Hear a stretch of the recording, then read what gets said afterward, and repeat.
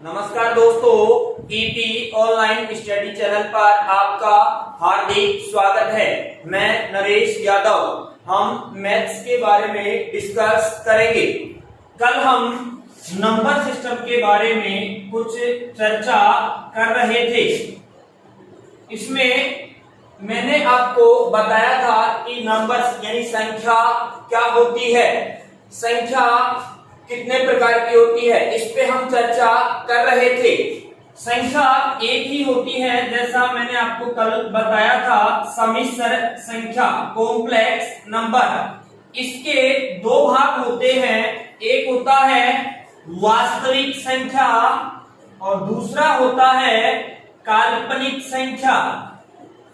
काल्पनिक संख्या जो होती है, जैसा कि मैंने आपको कल बताया था, काल्पनिक संख्या हमारे एग्जाम के लिए बिल्कुल भी काम की नहीं है।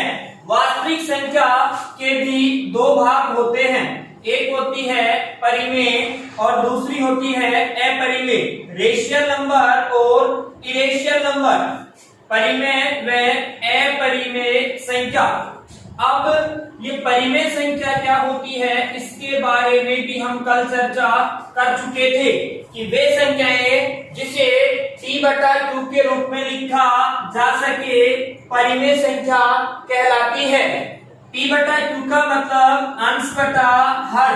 यहाँ एक शर्त है कि Q is not equal to 0, यानी Q का मान 0 नहीं होना चाहिए। अगर Q का मान 0 हो जाता है तो वो कोई संख्या नहीं बनती है। यहाँ तक की चर्चा हम कल कर चुके थे। अब इस पे प्रश्न किस प्रकार के आते हैं उस पे हम डिस्कस करेंगे। प्रश्न एक है कि निम्न में से कौन सी एक परिमेय संख्या है, परिमेय संख्या है। ऑप्शन है 22/7, ऑप्शन बी है पाई, ऑप्शन सी है √3 + 1 और ऑप्शन डी है √229। ये चार ऑप्शन आपके पास है। प्रश्न ने ये पूछा है कि निम्न में से कौन सी एक परिमेय संख्या है। दोस्तों, परिमेय संख्या को हम T/Q के रूप में लिख सकते हैं, वो परिमेय संख्या है। तो यहाँ ध्यान दीजिए कि यहाँ ये जो अंडर रूट वाली संख्याएं हैं, ये मैंने कल भी बताया था कि ये अपरिमेय संख्या में काउंट होती हैं। ये जो √3 है ये अपरिमेय संख्या है और इसमें आप एक जोड़ रहे हो, अर्थात अपरिमेय संख्या में आप परिमेय संख्या जोड़ते हो तो अपरिमेय ही प्राप्त होती है। ये 22/7 और पाई, इन दोनों में थोड़ा सा कंफ्यूजन रहता है। आज मैं यही कंफ्यूजन आपका दूर करने वाला हूँ। देखिए 22/7, यहाँ 22/7 है, ये आपका सही उत्तर होगा।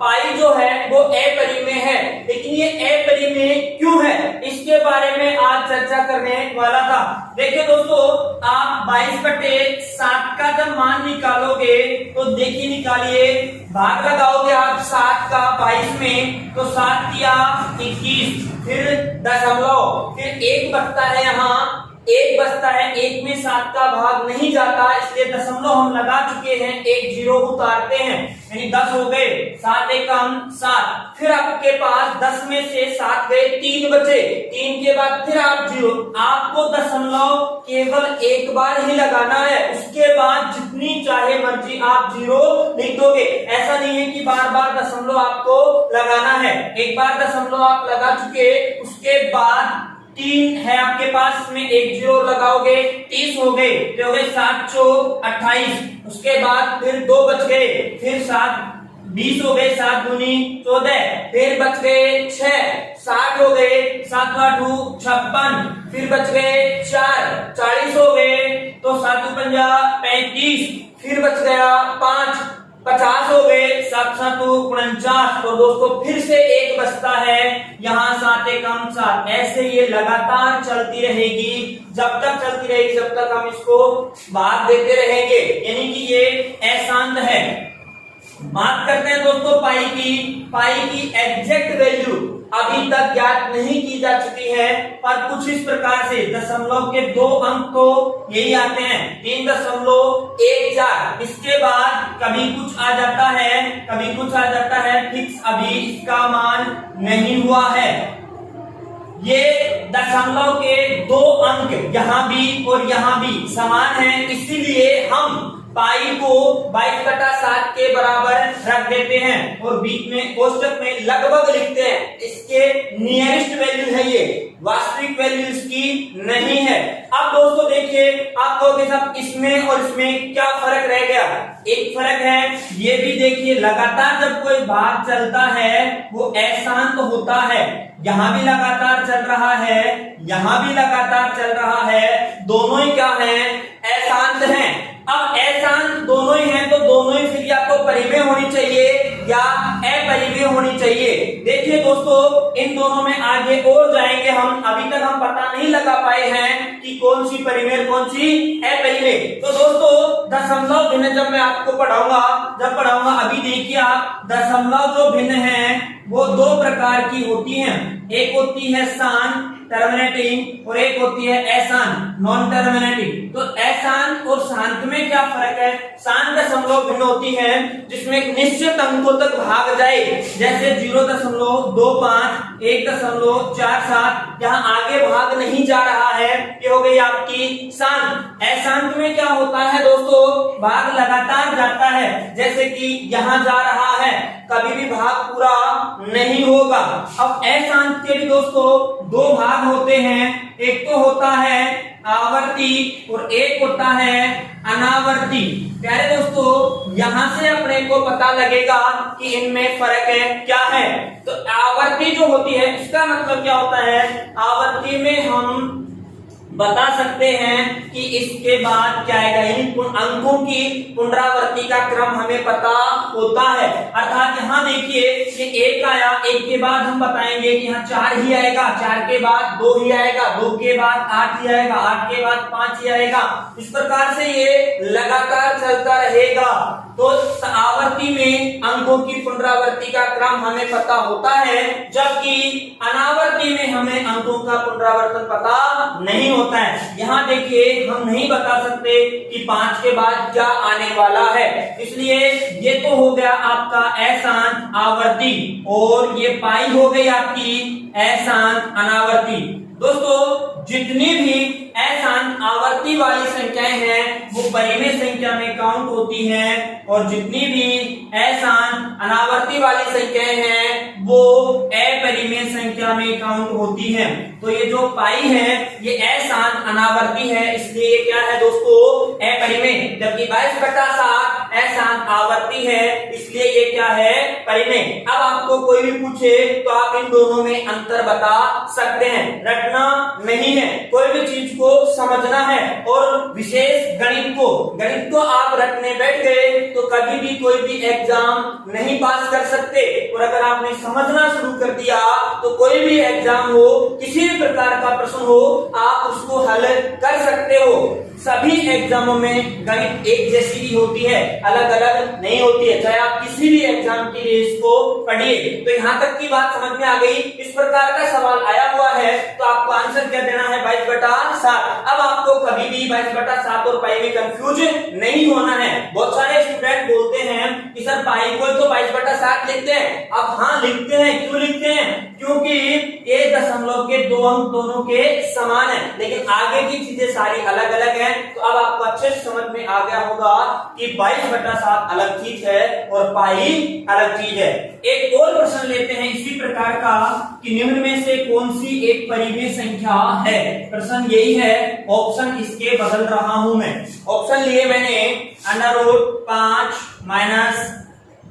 - 2, दूसरा ऑप्शन लिया √17/8, तीसरा ऑप्शन लिया √3 का स्क्वायर और चौथा ऑप्शन लिया √141। यहाँ देखिए दोस्तों सारी ही ऑप्शन हैं ये मैंने अंडर रूट में ले लिए। अब यहाँ आपको बताना है कि कौन सी संख्या परिमेय है, तो परिमेय हो जाएगी, वो क्या हो जाएगी, सी। कारण यहाँ देखिए अपरिमेय है, मैंने अभी आपको बताया कि अपरिमेय में जब आप परिमेय जोड़ो या घटाओ तो आपको अपरिमेय ही प्राप्त होती है। यहाँ भी देखिए आप अपरिमेय में परिमेय का भाग लगा रहे हो तो जो रिजल्ट मिलेगा वो अपरिमेय ही मिलेगा। जबकि यहाँ देखिए दोस्तों अंडर रूट 3 और इसका स्क्वायर है, इसका मतलब हम इसको कितनी बार लिख सकते हैं, 2 बार। और अंडर रूट की उसी संख्या को गुणा करते हुए अंडर रूट से तो वो अंडर रूट हट जाता है और मूल संख्या बच जाती है। मूल संख्या क्या है, 3, अर्थात ये 3 है, ये अंडर रूट से बाहर निकल गया और बाहर निकलते ये संख्या क्या बन गई दोस्तों, परिमेय संख्या। बात समझ में आई। ऐसे अगर कोई हो कि मान लो ये दिया मैंने अंडर रूट 225, तो अंडर रूट 225 है दोस्तों, इसका पूर्ण वर्गमूल होता है और वो होता है 15। तो आपका जो आंसर है ये परिमेय संख्या पे जाएगा, ना कि अपरिमेय संख्या। अंडर रूट 196 जो भी है जिनका पूर्ण वर्गमूल होता हो वो संख्याएं भी किसमें काउंट होंगी दोस्तों, परिमेय में काउंट होंगी, ना कि अपरिमेय में। तो परिमेय और अपरिमेय से हमारे एग्जाम में कुछ इस प्रकार के प्रश्न पूछे जाते हैं। अब संख्याओं के प्रकार में हम आगे बढ़ते हैं। अपरिमेय के कोई आगे नहीं होते हैं भाग, जबकि परिमेय के और भाग होते हैं दोस्तों। और परिमेय के भाग कौन कौन से होते हैं, सबसे पहला जो भाग होता है वो होता है पूर्ण संख्या, होल नंबर। उसके बाद दूसरे नंबर पे आता है प्राकृत संख्या, नेचुरल नंबर। उसके बाद तीसरे नंबर पे आता है पूर्णांक, इंटीजर। उसके बाद चौथे नंबर पे आता है भाज्य संख्या, कंपोजिटिव नंबर। उसके बाद छठे नंबर पे आता है अभाज्य संख्या, प्राइम नंबर। और उसके बाद दोस्तों आता है सम संख्या और विषम संख्या। सम संख्या और विषम संख्या के बारे में हम बचपन से पढ़ते आ रहे हैं। सम होती है जिसमें 2 का पूरा पूरा भाग चला जाए सम, और जिसमें 2 का पूरा पूरा भाग नहीं जाए वो क्या कहलाती है, विषम। अब यहाँ देखिए पूर्ण संख्या, प्राकृत संख्या, पूर्णांक, भाज्य, अभाज्य, इनके बारे में हम चर्चा करने वाले हैं। यहाँ देखिए इनके बारे में पढ़ना क्यों जरूरी है। हर एक प्रश्न हमारे लिए इम्पोर्टेंट है। पता नहीं एग्जामिनर कैसा प्रश्न हमारे से पूछ ले। हम सरल सवाल को भी पढ़ेंगे तो कठिन सवाल को भी पढ़ेंगे। तो पूर्ण संख्या जो है और प्राकृत संख्या जो है इनके बारे में पढ़ना ज्यादा जरूरी क्यों हुआ। देखिए एक सवाल आया था एग्जाम में औसत से, जो इनसे रिलेटेड आया था। टॉपिक औसत था और सवाल यहाँ से लिया। सवाल क्या था उसके बारे में हम चर्चा करने वाले हैं पहले, फिर बाद में पढ़ेंगे। प्रश्न ये था दोस्तों कि प्रथम 50 प्राकृत संख्याओं का औसत क्या होगा, संख्याओं का औसत क्या होगा। दोस्तों ये सवाल औसत का है, लेकिन कहीं ना कहीं इसका लिंक यहाँ से, इसलिए मैं ये प्रश्न लेके समझा रहा हूं। तो दोस्तों देखिए औसत निकालने का मतलब क्या होता है कि जो संख्याएं आपको दे रखी उन सबको जोड़ो और जितने उनका भाग लगाओ। अब यहाँ मैंने 50 तक पूछ ली, प्रश्न 100 तक पूछ लेता, 200 तक पूछ लेता, 5000 तक भी पूछ सकता था, तो हम जोड़ने बैठते तो जोड़ते ही रह जाते और समय पूरा हो जाता। इसलिए क्या करेंगे, प्रथम 50 प्राकृत। अब ये प्राकृत शब्द है, इसके बारे में आपको पता होना चाहिए, वरना तो इस सवाल को आप गलत करेंगे। अब देखिए दोस्तों प्राकृत संख्या क्या होती है, वे संख्या जो 1 से शुरू होती हैं और कहां तक चलती हैं, अनंत तक चलती हैं। ठीक है। अब देखिए प्रथम 50 की बात कर रहा है दोस्तों, आपने शुरू कर दिया 1 से और चलना कहां तक है, केवल 50 तक, क्योंकि इसका फाउंडेशन हमें मिल गया कि 50 तक ही जाना, इसके आगे नहीं जाना। तो यहाँ आप क्या करोगे, जब भी आपको इस प्रकार का प्रश्न औसत में मिल जाए जिनका अंतर समान हो, चाहे अंतर 1 का हो, चाहे अंतर 2 का हो, चाहे अंतर उत्तर 50 का हो, अंतर जहां भी समान हो वहां आपको क्या करना है, यहां से पहला नंबर उठाना है, लास्ट वाला उठाना है और दोनों को जोड़ के 2 का भाग लगा देना है, आपका उत्तर प्राप्त हो जाएगा। दोनों का आप जोड़ोगे तो 50 और 51, 51 में 2 का भाग लगाओगे तो कितना आएगा 25.5 और यही आपका सही उत्तर होगा। ऐसे दोस्तों 50 प्राकृत ना पूछ के और ये 50 पूर्ण पूछ लेता तो इसका आंसर क्या होता। देखिए दोस्तों प्राकृत वाले में तो बहुत सारे स्टूडेंट सवाल को सही कर देते हैं पर पूर्ण वाले में फंस जाते हैं। देखिए कैसे 50 पूर्ण संख्याओं की बात कर रहा है तो यहाँ पूर्ण शब्द आ गया दोस्तों। तो पूर्ण कहां से शुरू होती हैं, वे संख्याएं जो 0 से शुरू होती हैं। ये 0 से शुरू हो रहा है दोस्तों और चलना कहां तक है 50 पूर्ण संख्याओं की, प्रथम 50 पूर्ण संख्याओं की बात कर रहा है तो आपको 50 तक नहीं जाना। अगर आप 50 तक जा रहे हो तो 100% गलत जा रहे हो, आपको जाना है 49 तक। देखो 49 ये और एक ये हो गई 50, हमें 50 चाहिए थी तो 0 या कोई चीज अंतर समान है। अंतर जब समान होता है तो क्या करते हैं, पहले वाला उठाते हैं, लास्ट वाला उठाते हैं, दोनों को जोड़ के 2 का भाग लगाएंगे। 49 में 0 जोड़ोगे 49 ही आएगा और 49 में 2 का भाग लगाओगे 24.5 आपका सही उत्तर होगा। अगर किसी विद्यार्थी को इस पूर्ण और प्राकृत के बारे में पता नहीं है तो वो क्या करेगा, यहां भी 50 तक जाएगा और इसका उत्तर 25 निकालेगा जो कि गलत है। तो ध्यान रखना इनके बारे में हमें पढ़ना जरूरी है। वापस आते हैं अपने प्रश्न पे कि पूर्ण संख्या और प्राकृत संख्या। दोस्तों जैसा कि मैंने अभी बताया कि पूर्ण संख्या कहां से शुरू होती है, वे संख्याएं जो 0 से शुरू होती हैं और कहां तक चलती हैं, अनंत तक चलती हैं। शुरू 0 से हो रही है, जा रही है अनंत तक, कहीं तक भी जाए कोई फर्क नहीं पड़ रहा। शुरू कहां से हो रही है ध्यान रखना है आपको, 0 से शुरू होकर अनंत तक जा रही है। नंबर 2 प्राकृत संख्याएं, नेचुरल नंबर। दोस्तों ये प्राकृत होती है, प्राकृतिक कोई संख्याएं नहीं होती हैं। बहुत सारे लोग इसको प्राकृतिक पढ़ते हैं, प्राकृतिक लिखते हैं, प्राकृतिक बोलते हैं, प्राकृतिक कुछ नहीं है, प्राकृत है, ये नेचुरल नंबर है। प्राकृत संख्याएं किसे कहेंगे, वे संख्याएं जो 1 से शुरू होती हैं और चलती कहां तक है, अनंत तक। प्यारे दोस्तों इनका शुरू होने का स्थान अलग अलग है जबकि खत्म होने का स्थान एक ही है। तो ध्यान रखना है शुरू में ही गलती होगी, आखिरी में कोई गलती नहीं होगी। तो वे संख्याएं जो 0 से शुरू होती हैं वो पूर्ण संख्याएं कहलाती हैं। प्राकृत संख्याएं किसे कहेंगे, वे संख्याएं जो 1 से शुरू होती हैं वो क्या कहलाती हैं, प्राकृत संख्याएं। 0 की खोज किसने की थी, पता ही होगा कि 0 के खोज करता थे आर्यभट्ट। ठीक है, इससे पहले भी 0 होता था, ऐसा नहीं था कि पहले 0 नहीं होता था, पर इसने इसको विस्तृत रूप से इसके बारे में बताया कि 0 कहां कहां हो तो क्या उपयोग होगा, कहां लगाए तो क्या फर्क पड़ेगा। बहुत सारे लोग बोलते हैं कि 0 का महत्व नहीं होता, बिल्कुल गलत है, 0 का बहुत बड़ा महत्व होता है। दोस्तों देखिए कैसे मैं आपको छोटे से उदाहरण से समझाता हूं। 2 है, इस 2 को मैंने यहां 0 लगा दिया 2 के सामने, दोस्तों 20 बन गया। अब जो लोग ये कहते हैं कि 0 का कोई महत्व नहीं होता, उनके पास जाइए और बोलिए कि महत्व कैसे नहीं होता। अगर नहीं होता तो ये 2 ही रहना चाहिए था, 2 के जगह 20 कैसे आ गया। अगर आप एक 0 और लगाते हो तो ये 200 हो जाता है, एक और लगाते हो तो 2000। जैसे ही आप 0 बढ़ाओगे तो संख्यात्मक मान में फर्क पड़ेगा। लेकिन जस्ट इसके उल्टा अगर आप इस 0 को राइट हैंड साइड के स्थान पे लेफ्ट हैंड साइड पे लगाते हो तो अब इस संख्यात्मक मान पे कोई प्रभाव नहीं पड़ेगा। अब यहां इस 0 का कोई महत्व नहीं, इस कंडीशन में नहीं है, इस कंडीशन में है। तो ऐसा कहना बिल्कुल ही गलत है कि 0 का महत्व नहीं होता। प्यारे दोस्तों 0 का बहुत ज्यादा महत्व होता है, उसके बारे में आपको समझा रहा हूं। तो अगर आप 0 को लेफ्ट हैंड साइड में लगाते हो तो कोई प्रभाव नहीं पड़ेगा, लेकिन अगर आप राइट हैंड साइड में लगा रहे हो तो उसके संख्यात्मक मान पे प्रभाव पड़ेगा। नंबर 2 कल भी मैंने आपको बताया था, अगर आप 0 का किसी भी संख्या में भाग लगा रहे हो तो अनंत आएगा।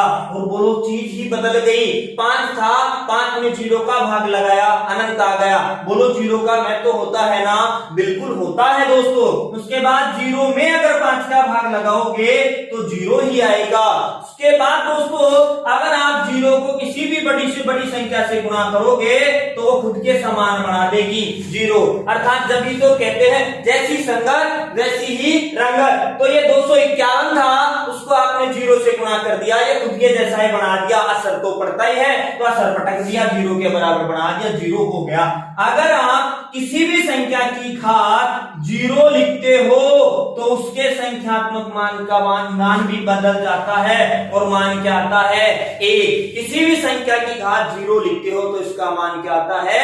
1 आता है दोस्तों। तो ये देखो 0 का बहुत महत्व होता है। और भी आर्यभट्ट जी ने बहुत सारी चीजें बताई थी। तो 0 का महत्व होता है, ये कभी भी मत मानना कि 0 का महत्व नहीं होता। दोस्तों अभी जो एमटीएस का एग्जाम हुआ था 18 में, उसमें एक सवाल आया था कि देखिए पाई की खोज किसने की थी? पाई की खोज किसने की थी? देखिए दोस्तों अगर सवाल यह आ जाता है कि पाई की खोज किसने की थी तो इसका जो आंसर होगा वो होगा विलियम जॉनसन। और अगर सवाल यह आता है कि पाई के मान की खोज किसने की थी? मान की खोज, पाई शब्द खोजा था विलियम जॉनसन ने, जबकि अगर पाई के मान की खोज की बात आ जाए तो दोस्तों ये था आर्यभट्ट। यानी अधिकतर जो गणित की खोजें हुई हैं वो अंक गणित की बात मैं कर रहा हूं तो वो की थी आर्यभट्ट ने।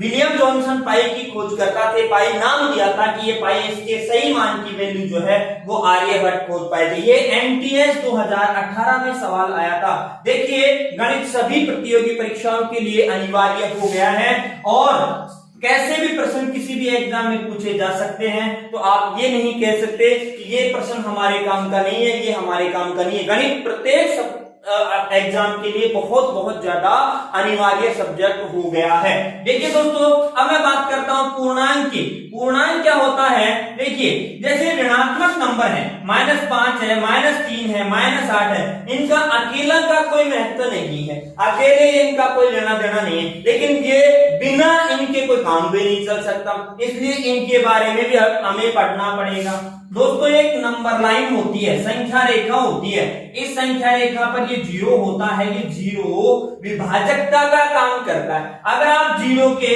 राइट हैंड साइड की तरफ जाएंगे तो मान आएंगे पॉजिटिव, जैसे 1 2 3 4 ऐसे। और जैसे आप 0 के लेफ्ट हैंड साइड की तरफ आते हैं तो मान आएंगे दोस्तों नेगेटिव, -1 -2 -3 -4। इन दोनों को एक साथ मिला के पूर्णांक कहा जाता है। अर्थात हम कह सकते हैं कि ऋणात्मक व धनात्मक संख्याओं के समुच्चय को क्या कहेंगे? पूर्णांक कहेंगे। इसमें ऋणात्मक भी हो और धनात्मक भी हो, वो संख्याएं क्या कहलाती हैं दोस्तों? पूर्णांक कहलाती हैं, इंटीजर नंबर कहलाता है। अब बात आती है दोस्तों भाज्य संख्या की। भाज्य संख्या जो है, अच्छा यहाँ एक बात आती है कि 0 को बहुत सारे लोग बोलते हैं कि नेगेटिव भी है पॉजिटिव भी है। नहीं दोस्तों, 0 एक धनात्मक संख्या है, ऋणात्मक नहीं है। 0 विभाजकता का काम करती है, किस किस के बीच में? ऋणात्मक और धनात्मक संख्याओं के बीच में। 0 ऋणात्मक नहीं है, ध्यान रखना।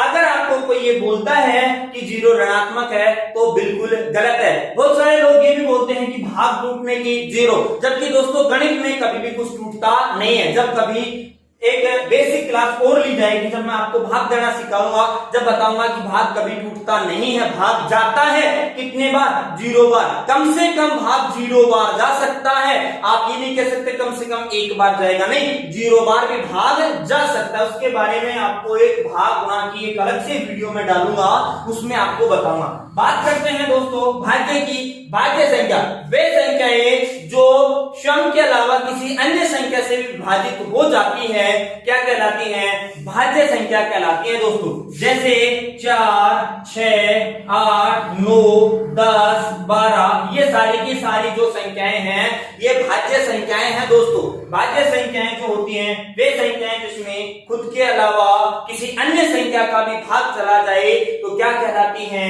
भाज्य संख्या कहलाती है। ध्यान रखना दोस्तों, सबसे छोटी भाज्य संख्या क्या है?